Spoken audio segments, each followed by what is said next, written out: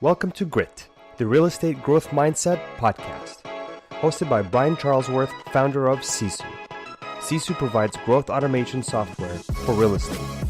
You'll hear stories from real estate thought and technology leaders, team owners, and brokers on how they grew their business in a rapidly changing industry. You'll learn how to transform your brokerage and teams into a high-performing and analytics-driven business so you have a new, durable, competitive advantage against disruption in your market. So let's get right into it. All right. Hello, everyone, and welcome back to the Grit podcast. I'm Brian Charlesworth. I'm the founder of Sisu and your host of the show. And today, I'm really excited about this conversation I get to have with Chris Craddock. And Chris actually runs a team. He has 11 businesses. I'm a serial entrepreneur. I hear 11 businesses. I want to learn more about those. So we're going to dive into that today. But Chris runs a real estate team doing 30 to 65 transactions a month. You guys all know every month's not the same. So he's over at EXP now, came from, it's been at KW for a long time.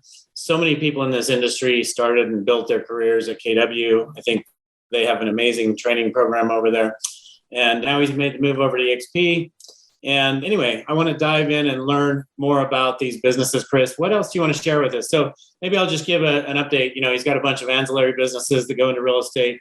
He's a coach. He has a coaching company doing life coaching, doing real estate coaching. He's got his own podcast, which hopefully I'll get to be on that podcast here in the near future. And what else do you want to share, Chris, before we dive into your businesses, learning more about what you got going on? I don't know, man. I mean, I think you kind of hit on all these different things. Excited to kind of unpack some of this stuff with you and just hang with you for the next little bit here.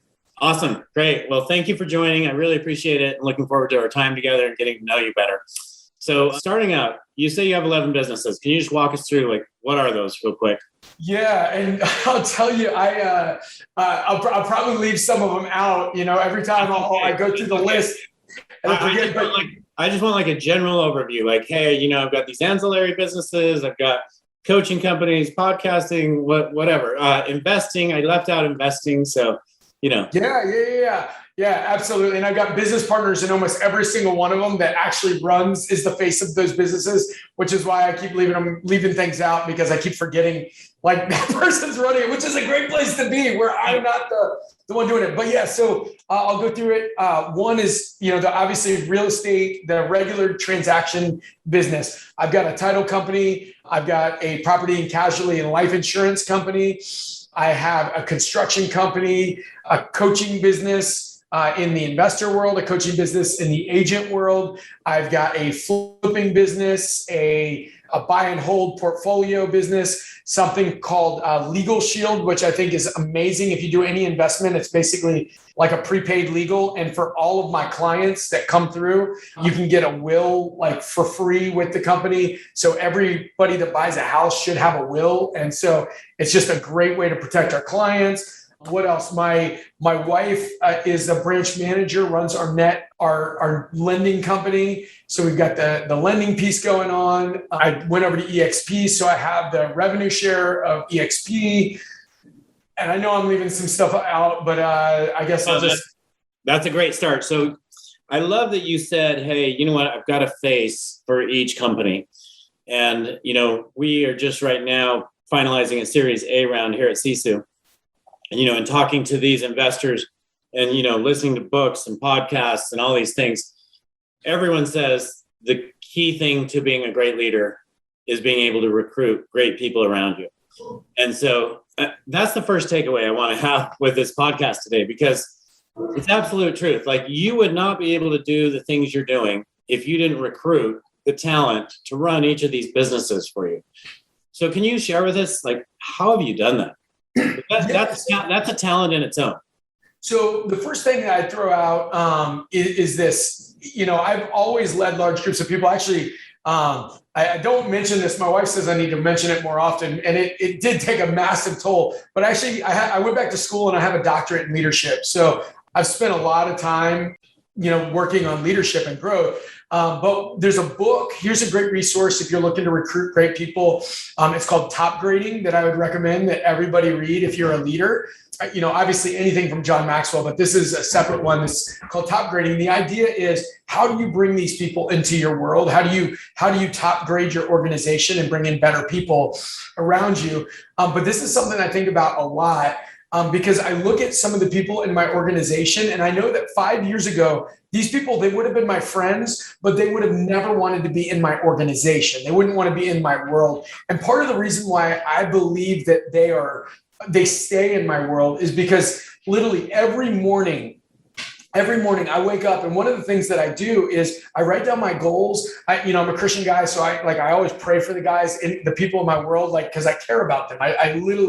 I care about these people that I'm in the world with, but I also, when I pray for them and then I think about them and think, how can I grow my world? Because if I don't grow the world that I'm in, they're going to outgrow me, and they're going to say, hey, this was great time while we were together, but I need to go into a different space where I'm not going to hit a glass ceiling. So I literally think every morning, how can my world get bigger? And if I don't think that, then all of these massively talented people are going to outgrow me, and they're going to move on to other stuff. And I'm going to be stuck with people that are less than me, and the great thing is I look around and there's so many people that are more talented than I am, but they're willing to follow me because they know that I'm always running. I'm always thinking about how to make their world bigger. And, and the thing is, you don't want to be the genius with 1,000 helpers. You want to be surrounded by so many people that are the geniuses and that make you and all of your organization better.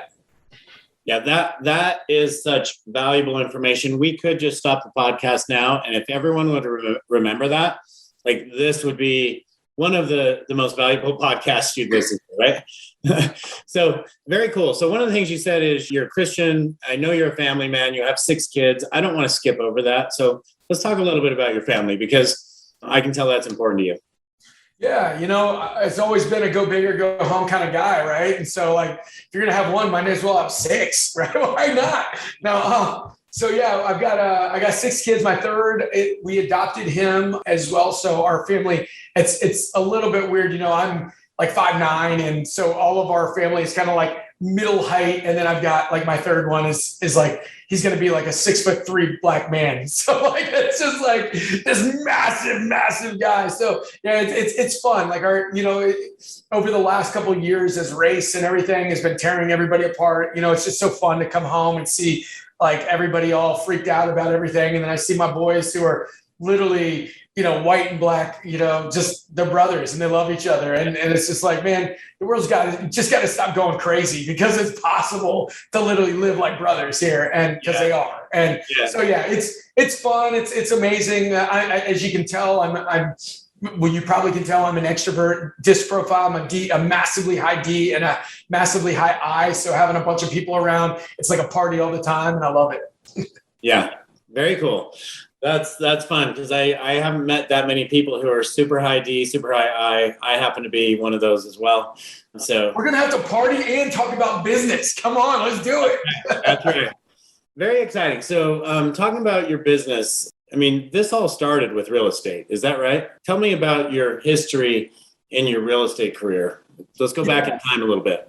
Yeah, so I graduated in college in 2000, went on staff with an organization called Young Life. Changed my life, loved it. It was so powerful, so great. But, I live in the DC area, so I made about $20,000 a year with Young Life, which, if you know the DC area, that doesn't go very far. And so when my wife got pregnant in 2003, I knew I needed to do something to make some more money. So I went to the library, because it was before Google was kind of the fount of all information. Checked out every book they had on real estate investing, just read them all. And one of the things one of the truisms of my life is, imperfect action trumps perfect inaction any day of the week, right? And so I read on there, hey, go talk to people that are in distress, knock on the door, offer to buy their house. And so I just started knocking on these doors of people that were in distress, and people started saying, yeah, I'll sell you my house. I didn't know what to do. Honestly, like, I'm like, now what do I do? You know? And so I found a real estate agent friend of mine who literally wrote up the offers and we split the deals because I literally knew nothing except go find deals. And so I found deals. And that's one of the things that I've learned in life is a lot of times people think they need to know all the answers and they outsmart themselves. Just go, if you want to invest, go find the deal. The money will show up, right? Like people will invest in it. I've got my iPhone here, right? So my iPhone, it's worth probably $1,000, right? If I were to offer you this iPhone for $200, you've got your own phone. You'd obviously say, I mean, if somebody offered me $1,000 iPhone for $200, I'd say, yeah, why? Because I know I could put it on eBay tomorrow for $600 and make a bunch of money on it. So that's the whole thing. You know, if you find the deals, the money will show up. And so I ended up making 12 times what I made in a year in the next 4 months. That set me up for the next number of years, continuing to do ministry. I love ministry, but then, you know, as you have more kids, the money started disappearing. So I went back. This was after the crash. Went back and started flipping houses again. At this point, most of the people that were in distress were short sale scenarios. And so the banks were paying commissions to agents. You couldn't just knock off the commission, get a lower price. So I got licensed just to do my own short sale deals. And then I read Gary Keller's MREA book and it just made sense. So we started building our team December 2014. And last year in 2020, we did 501 transactions, both on and off market for 167 million in volume. So that's such a great story. I mean, take action, right? Action is always better than you could know everything and be afraid to take action and you're not going to have success. Take action and everything will come together for you. And that's exactly what it sounds like you've done, Chris, which I have a ton of respect for that. Congratulations. I mean, you went from trying to figure out how do I get above 20 grand to, okay, I'm flipping all these homes. Now I'm going to go read the MREA book. And now I'm going to build a team where I'm making $1 million a year here. I'm making $1 million a year here, making however much through. And now you've expanded that to all these ancillary businesses. And the one ancillary business that you mentioned prior to this call that very few team owners actually have is home insurance. So I want to talk about that for a minute. Like, how did you start that business? I think that's like a missing link that everyone in your situation should actually dive in and do, because that's recurring revenue for life typically, or at least like these people are not going to change their homeowner's insurance, is my experience. So like once you own that business, you own that business. Yeah, absolutely. And so I will say this, out of all my businesses, this is the only one that like cash on cash, I'm net negative right now. Okay. So it's not my favorite one as far as like get rich quick, but it is definitely get rich and stay rich kind of a business. So I've had this for 3 years. I'm out of pocket 50 grand. I just want to be because everybody loves to tell only their successes and not for sure. Right. So I'm acting like, oh, everyone should be in this business. And now you're saying, hey, wait a minute. I've been here for 3 years. Here's where I'm at. So yeah, like it's not a bad business. So I'm out of pocket 50 grand on it. But what I will say is I own, I think 56% of the business. Right now we could sell our business back to the company that has everything for, I believe that our book is worth about just under 400,000 right now. So I could sell it for that much back to the business. We're finally at a point where we can either take distributions because our book is now kicking off enough to pay my business partner who has been, slugging it out, building the book. It's been paying him, but now we can either take distributions or hire more people to build the book a lot faster. And because my other businesses kick out enough cash, I think we're going to put it back in and hire more people. And some of my buddies that have done this faster. So one of my really good friends, he ended up being his first year, he was net negative 250,000. His second year, he was break even. His third year, he was net positive, I think 150,000. And now it's been going from there. But he invested big time in having a ton of producers to build the book, because anybody that, just like you said, Brian, the real power in insurance is the book, right?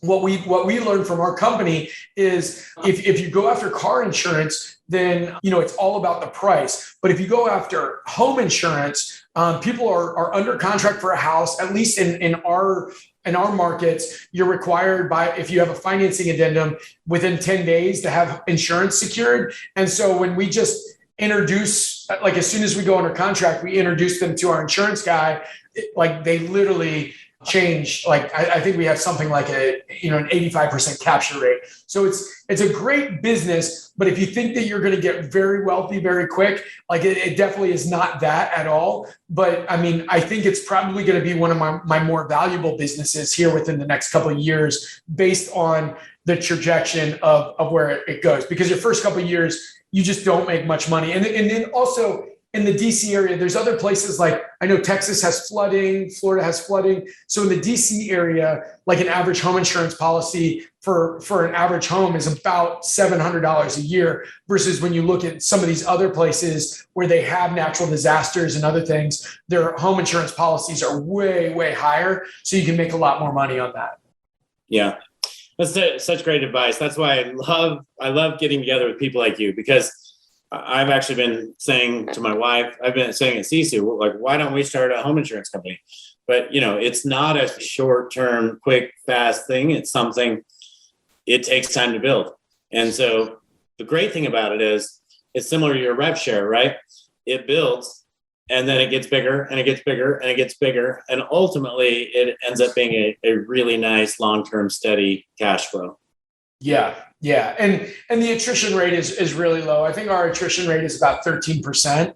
So it's really low. I mean, you see in the industry wide, it's a little bit higher than that. It's just above 20%, I think, is what you're seeing. So we have very low attrition rate. And so as you build the business stays strong. All you got to do is just give it a little bit of love every year and you'll keep it. Yeah. Okay. I want to talk about lending. A lot of real estate team owners are figuring out how they can do lending, how they can do title. Let's talk about lending for a second. I know you have a solution. You said it's working out great. Tell me more about it. Yeah. So I've seen all the JV models. The JV models, they work for if you're not married, if you don't have a business partner that's not in production, you probably should go with the JV models. But the problem with the JV models is there's not much there as far as the price point goes, because what they do is they pay the way in the lending world, some of you guys may know this, some of you may not. The way your basis of getting paid is your basis points, right? BIPs. And so on most of these JV models, they get lenders that they pay just a small amount of basis points to, just a fraction of what they get at like almost any other company. And they're saying, well, hey, you're tied in with these high producers, so you can take a tiny little bit of money. Well, most good lenders will take a slight discount to be in business and have business that they know is coming. But most of the time, what I'm seeing is that in a lot of the JV models is that they're paying so little that any of the good lenders end up like just not wanting to stay in that model very long. And then you end up with some really, really terrible lenders because they're getting paid so low. And you just see that turnover. And so I don't want to, crap on the JV models. I'm sure there's some out there that are working just great. But most of my friends that are in those models have had that exact same problem. And I've got a couple buddies right now. I don't want to say their name, on the podcast, but I'm sure we know them because they're people that almost everybody knows that are in these models trying to get out of them right now because they've been such a mess with, lenders just rolling over. But what we see in the net branch model, and that's what we're a part of, and I'd be happy to talk to anybody about it. Just reach out to me on Instagram. But with the net branch model, the cool thing is you're in charge of it. So my wife is the branch manager, and she is in charge of what we pay the loan officer. So obviously, if you pay the loan officer more,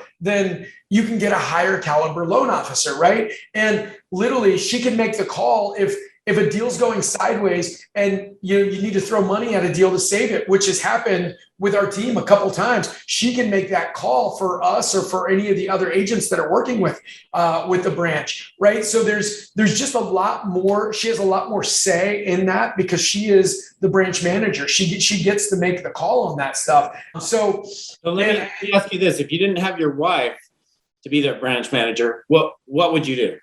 Well, a lot of my other friends, they have business partners who are non-producing. So that would be the other option. You've got to be compliant. You've got to be RESPA compliant. And so those are the easiest ways to do it is you have either a non-producing business partner or a spouse that's the branch manager. And so I know there's other ways, but those are the ways that I've been familiar with and I've seen just with so many different people. But yeah, you got to make sure that you're compliant because there's no other side business that's worth not being compliant on. But that's the way that it works for us, and that's the way it works for a lot of my really good friends that are getting into this that have big teams. Okay, very cool. I may want to take some more questions on that one offline, but for this, I'll say this too. I mean, the numbers in that are just pretty ridiculous. I mean, I do believe that very quickly, we got within 5 years, got to the place where we net well over $1 million a year with our retail team, with our real estate team. And I'll tell you, I think it'll be, look, right now we're pacing that like maybe 15 months to get to that with lending. It's ridiculous. Like we're probably going to end up, doing as much on that side as we do from the retail team. Yeah. Which makes you think, what better way to double your business, right? Oh, yeah. I mean, literally, I think about how hard it is. I mean, and we're out there working. We're going to double our retail business, but it's a whole heck of a lot harder to double that than, have other ways where stuff comes in. Yeah. I mean, it's called leverage, right? I mean, you have, as a real estate team owner, you pretty much control, you have to give, people the option. This is RESPA compliant, right? You have to give people the option as to who they want to use as a lender, but you get to advise them as to options and, steer them your direction for lending, for title, for home insurance, for anything that you want, right? So being in that position for you guys who have built all these solid businesses, definitely take advantage of what we're hearing today from Chris, because this is money. And what I love the most is literally with the net branch, like literally you get a chance to bring in a lender that you think is incredible, right? So your clients are getting massively good service. Two, you can make sure that lender is paid probably better than they're getting paid now. So they're really, really happy. Third, like the branch manager gets to work with a rate. So you can make sure that your clients are getting a great rate. So they're getting a great rate, great service, and like it's just, there's just so many good pieces to that thing where it just makes it a win. It makes it a huge win. Okay, Chris. So I'm measuring your excitement for mortgage at about 9.5. Your excitement for home insurance, I'm measuring that down around about a 3. Where on the scale does title come in? If you've been enjoying Grit, please help us continue to grow the channel by leaving a 5-star review and sharing it with a friend. Now back to Grit. Title is incredible. Like title is great. So we're not in an attorney state, although my business partner is an attorney. So yeah, the great thing about title is, again, you got to make sure you're compliant, make sure you're doing everything right, all your disclosures and everything there. But the great thing about title is, most title companies don't really have a competitive advantage. And if you're in real estate, you know what the advantages are. You know where things are. I mean, I'll tell you, there's been so many times that, just because we say we want to be an agent-friendly title company, there's so many times that we'll call somebody and say, oh my gosh, this deal is blowing up. It needs to close today, but we can't close till 8 p.m. You just get on the phone with a processor or a closer and just say, can you do us a favor? Can you please get us closed? But it's like 8 p.m. We'll make sure that you get paid extra money or whatever, just to like work extra and be there. And because we know what's so important, we're able to ask those favors and then also just make sure that that they're happy to. Again, you got to have a great culture, but that's what I love about title is like the money is pretty incredible in title as well. So I look at it and you don't even have to do that much more to be able to bring in really, really great money in title. So not only are you bringing in more money, you're actually providing better service because you can actually determine, and I've seen this, I mean, being as close to the business as I am, I've seen teams partner with preferred vendors that just don't work out, right? And maybe the reason is because they don't understand the importance. They don't understand from the real estate perspective of what these clients expect and the kind of service you have to provide, right? Yeah. So anyway, okay, this has been fun. Let's shift gears a little bit. So here you are, you have this real estate investing company, moves into real estate team owner, thanks to Gary Keller in his book. Then you move into all these ancillary businesses. And now, is that when this whole coaching company, like you're a life coach and a real estate coach, how do you find time to do that, right? Well, the way you find time is because you have someone running each of your businesses. But like, why go there? I mean, you're doing great, right? Why go there?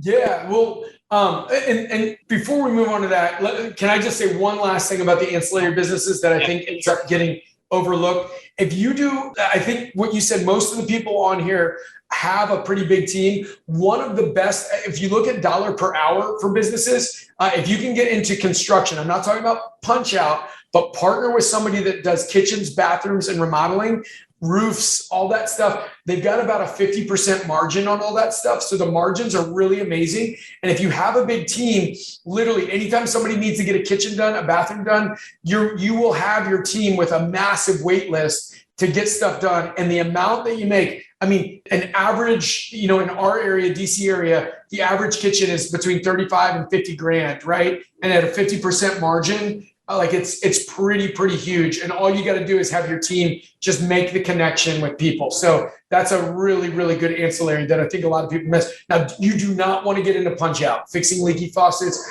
fixing some drywall. Like there is no money there. And I don't care how well you think you can run it. There's not money in that. It's only the big stuff. So I just want to throw that out there. All right, now coaching. Thanks for sharing that. I mean, kitchens, bathrooms, and remodeling, great advice. But it doesn't sound like that's a business you want to start. That's a business you want to find someone who already does it. You're sending them business. You're getting a piece of it. Is that right? Yeah, that's the smallest amount of equity I have in any of my businesses. I own 15% in that business. So yeah, that's the smallest amount. But literally all, like when I broke down my dollar per hour per business that I personally am a part of, that is the best dollar per hour out of all of them, because it's literally my agents just make the connection. That's it. Like make the connection. They sell it, they do it, and it's great. So, and once again, it comes down to service for the client, right? Oh yeah. If you can offer them someone who you know is going to do an outstanding job, well, guess what? You just probably earned a real estate client for life, right? 100%. That's it. So now coaching. So here's the thing with coaching. One, I love helping people. I look back and when I started, I listened to a lot of podcasts. And the cool thing for me was anytime I listened to somebody, I liked their vibe, I would reach out to them. If they gave their name and number, I would reach out and be like, hey, can we connect?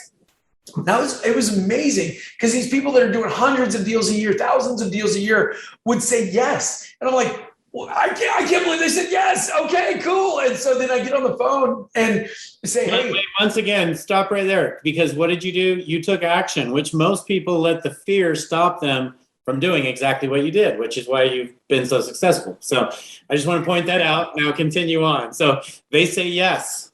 And I'd ask for a 15-minute call. And the crazy thing is, at the end of the 15-minute call, I'm like, hey, I want to respect your time. And they're like, no, you got any other questions? And then we keep going. I mean, these people that are making, $1 million a year were like spending an hour on the phone with me. And I'll tell you, I think that was one of the main reasons my learning curve got shaped the way it did. Because, I love how Tony Robbins says it, you can compress decades into days, right? And so like, you don't have to learn the hard way. You can listen to somebody else and they can tell you how to color by numbers and just do what they say, right?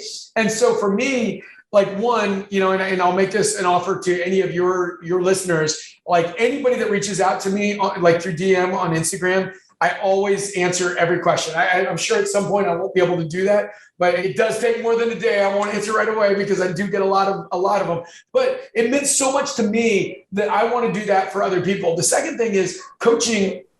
One of the things that means the most to me is like I've had so many mentors, so many people just build into my life, and I just can't even believe the life that I get to live right now. I'm so blessed and so just excited about the fact that I get to live this life. And so I love helping other people accomplish that as well. So for us, part of the reason we grew as fast as we did was because I had a mentor essentially say, you cannot, if you are the leader of the team, if you are the rainmaker of the team, you can't spend your time working to bring in one more deal, two more deals, calling your sphere and getting that next one deal. If you really want to grow, you got to figure out how to bring in 5 deals, 10 deals, 50 deals from one relationship. And so I started thinking about it. I'm like, okay, I know builders could do that. And now I've got a construction company, but I didn't at the time. So I know builders can do that. But where else? It's the investors, these investors that spend tens of thousands of dollars on marketing to distressed sellers every month. Well, what happens when they find these people that don't want to sell at 65 or 75 cents on the dollar, right? They sit and die in their CRM. And so that's when I went to these investors and started building relationships there. And they've all tried to work with real estate agents, and some of them do, but none of them have done it at a high level. Like none of them have done it at a high level. Well, we started doing that. And literally over the last 12 months, one of our investors that we work with, we literally send about $60,000 a month in referral fees to them. Like $60,000 a month just goes back in referral fees. And so that was the thing that I just thought was so amazing. And so I built a coaching program, kind of teaching other people how to do this, like turn their trash into cash, right? How to actually make money on these things that have just been sitting and dying in a CRM. That's awesome. So do you do this in group coaching or do you do one-on-one coaching? What kind of coaching do you do? Yeah, so REI Revive, what it is it's a video module teaching people how to do it, because I'm all about, I love education, but it's got to be instruction, not education. Color by numbers, like get your mind and get your ideas out of it. Because I really believe to be great, you need to imitate and then innovate, right? So my wife is a professional writer, and what she says is the worst writers in the world all break the rules of writing. The best writers in the world all break the rules of writing. The difference is that the worst writers in the world don't know the rules, and the best writers in the world, they know the rules of writing so they can break the rules in an innovative way. Well, the problem with entrepreneurs, and everybody listening to this is an entrepreneur, right? The problem with us is that we're massively creative. And so we start creating before we know all the rules, before we know all the different pieces. So if we can understand the scripts, the dialogues, why things work, then we can innovate. But if we innovate too soon, we're going to make the same stupid mistakes that other people have made 1,000 times in a row. And I love how Keith Cunningham in his book, The Road Less Stupid, he talks about paying the stupid tax. You're going to pay the stupid tax. So, just learn from other people, imitate, then innovate. Don't pay the stupid tax. Yeah. So, one of the things I love most about the world of real estate, which, I dove into this world, I don't know, about 6 years ago. I grew up with a dad in real estate, but everybody is willing to help and coach, and everybody wants everybody else to succeed. There's not this, for the most part, I shouldn't say everybody, team owners. I think a lot of agents get in the mix of their local area and they feel like, oh, I hate this agent and I compete. But team owners are like, yeah, let's, there's enough to go around. Let's lift each other. Let's rise the tide. We'll raise all boats, right? So anyway, I love that about this business. I love that you feel like, hey, you know what? They did this for me. I'm going to do it for others. And you also asked, is it only, so that's REI Revive. I do have a couple personal one-on-one clients, but I honestly say no more than I say yes. I charge a lot because I only want to say yes to people that fit the right category, because, I think that if somebody doesn't have a path to where they can net $1 million within the next 24 months, then that's not really where I want to do like individual one-on-one coaching. So that's the thing there, where I'm just very but I'll do the group coaching, all the other stuff, kind of give them the stuff. But for me, I feel like that's an area where if I'm doing one-on-one, like they've got to have like big goals, big dreams, and not be, it's funny. I think that a lot of people see education as a hobby and not actually, wanting to actually do what it says. Yeah, I don't blame you. I mean, you want to change people's lives, right? You want to see big results, and that's part of what you're looking for if someone comes to you. So great. You've shared so many great things. The last thing before we wrap up, and I'll let you share your information, but I'd love to hear more about your podcast. Yeah. Tell us about that. Why'd you start a podcast? I'm guessing same reason. Yeah, and I know the average listener listens to 7 podcasts, so I would keep listening to this one, and I'd love to be one of your 7. But it's called Uncommon Real Estate, and the whole idea is that common people do common things, and it's for the uncommon real estate agent. I think when you look at it, it's funny. I mean, like I have a top agent or somebody who is uncommon come and speak to my team at we do a huddle every morning, and on Friday mornings I bring somebody else in, and it's so funny because I'll just give one example. Every time I always ask if it's a top tier person, I say, hey, what's your morning routine? I don't give them a heads up on it. Now, if somebody's listening here, now they know that it's coming. But every single time, if they have a massively successful team, they always have a rock solid morning routine, right? Success leaves clues. So that's the whole idea behind the Uncommon Real Estate is what are the clues that lead people to be uncommon? And so the whole goal for that is because I believe that all real estate agents need to be amazing at their craft, and so that they make money there, but they need to parlay that into investment. Because if you're just good at being a real estate agent, then your wealth is only as good as your next transaction, or only as good as the upswing in the market, right? When the market slows down, everything else slows down. So I don't want to have transactional based wealth. I want to make sure I've heard the definition of wealth is when your money works harder than you do, right? So I think that every real estate agent needs to be an investor as well. So I'm in a number of masterminds with some world-class investors. So I bring on, I do about half of the episodes are with real estate agents, how to be better at your craft. The other half is with world-class investors, teaching you how to build wealth, how to really grow that beyond your next transaction. Awesome. So much of what you say, I hear Tony Robbins coming out of you. So you've been to a lot of Tony Robbins events. Tell us how many of those you've been to. Like you've been to everything, right? So I actually, the crazy thing is I haven't been to all the Tony Robbins events, but Tony Robbins is probably one of my mentors, and I probably have logged well over 2,000 or 3,000 hours listening to Tony Robbins, everything that he has out there. So I'm at event after event after event, and it is actually one of the things that I'm very sad about, that I've not been to any Tony Robbins events yet. But I spent a fortune on development, and Tony needs to be one of those people that I had in. But I love Tony. Yeah, you absolutely need to go to his event. He's having his first live event again, I believe sometime in October in Florida. So you should go. I've been to all of his events, but I'm going just because I want to be there again. I want to be in that atmosphere. So I'm gonna end with something I'm gonna steal from you, actually. So you can't just talk about that without telling us what is your morning routine. Sure.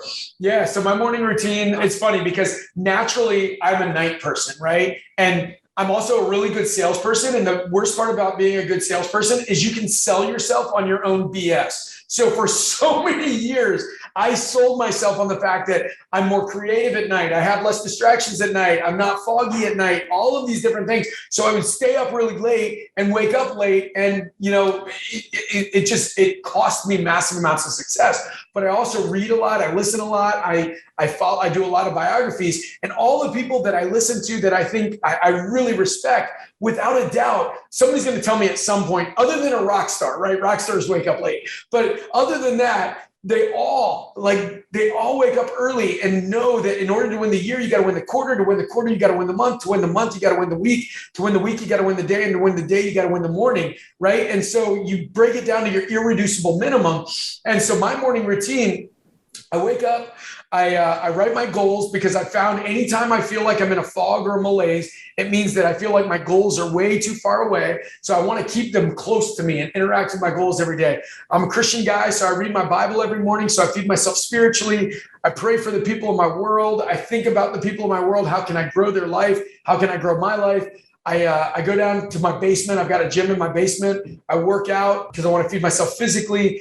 During that time, I always have I've got this big Bluetooth speaker that I this big JBL speaker that I carry around the house with me. And so I'll turn on a podcast or I'll turn on an Audible book and listen to something. So at the same time I'm feeding myself physically, I'm also getting ready for the day. I think about an athlete, right? They're listening to stuff. We're corporate athletes. We get out there and we do it. So I'm getting ready for the day. Then I go upstairs, have breakfast with my kids, talk life into them, kind of give them vision for themselves. I go up, take a shower. I turn on my JBL speaker with the waterproof speaker. I'm listening to something, getting ready for it. And then my wife and I usually have like a 5-minute meeting before I start the day, just kind of having our own little morning huddle for our family, because our family is a business with 6 kids. And then that should be another business I should add from now on. And then we have a morning meeting.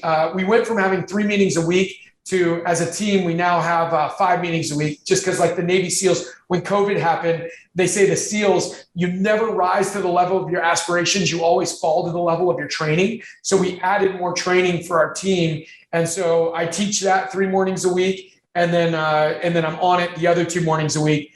Yeah. And then we start the day, and I pick out my rocks that I have to do, the things that are most important. And I work to make sure those get done before noon. Yeah. So what time do you get up in the morning now? You went from being a late riser to what time now? Yeah. So on the mornings, and some mornings I play racquetball instead of go to the gym. So on my racquetball mornings, I wake up at 5. On my non-racquetball mornings, I wake up at 6. Okay. So let's say you were waking up at 7 before, and you just moved it to 6. Well, again, I think this was Tony Robbins that I heard this from the first time, but you're essentially adding an hour onto every day, which is adding 20 hours onto every month, assuming you're working 20-hour months, right? Which you take that 20 hours and you multiply it out by the number of months in a year. And essentially you basically gain another month of work by doing that. Yeah. So anyway, I mean, it's fascinating. It's amazing just the slight changes, that tiny little millimeter shift just can totally change your life. So anyway, I could go on all day. I know we both have a hard stop here in a few minutes. The last thing I want to get from you is just your contact information. People want to reach you. You said you'll respond through Instagram. What are the best ways to get a hold of you?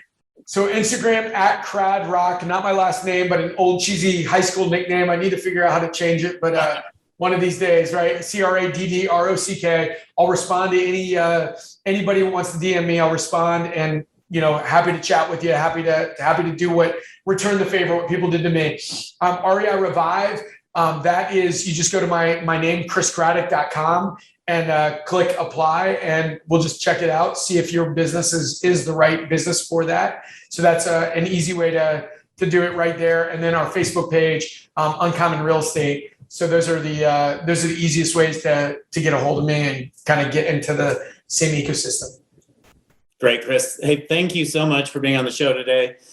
Really, really enjoyed getting to know you, and I'm sure I'm going to dive deeper and getting to know you a lot better here, in the coming months and years. So also to the listeners, thank you for listening consistently. And, you may want to check out Chris's podcast as well, which he talked about today, and we will catch you all next week. Thanks again, Chris.